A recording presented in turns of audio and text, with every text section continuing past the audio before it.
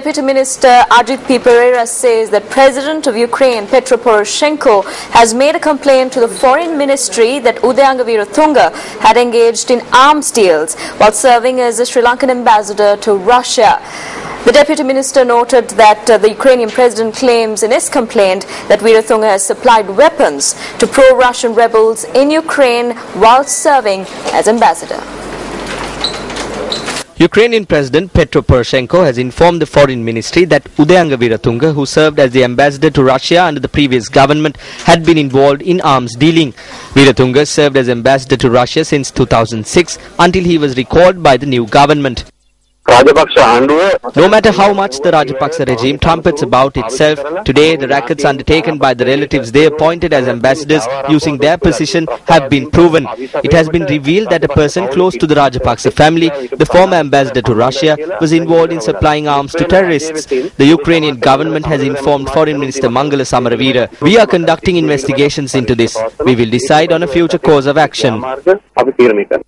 The pro-Russian rebels whom Udayanga Weeratunga is accused of supplying weapons to are fighting for a separate state in regions of eastern Ukraine, including Donetsk.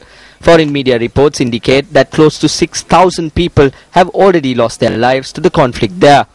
Incidentally, it is the same pro-Russian rebels who have been accused of downing Malaysia Airlines flight MH17 on the 17th of July last year.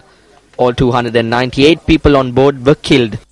Meanwhile, the family of Noel Ranavira, an employee of the Sri Lankan embassy in Russia, who passed away on the 11th of July last year during Udayanga Weeratunga's tenure as ambassador, have raised suspicions regarding the circumstances of his death. The death certificate cites the cause of death as blunt force trauma to the chest caused by being hit by a vehicle. At the funeral parlour, we made a request for an inquest to be held into the deaths, but they asked us not to do anything and that all preparations had been made. We returned and saw that there was nothing on the body, save an external wound.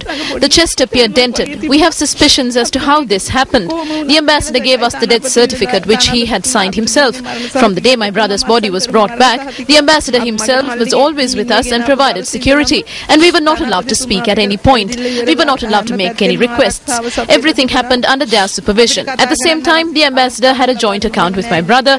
The ambassador has now deactivated that account.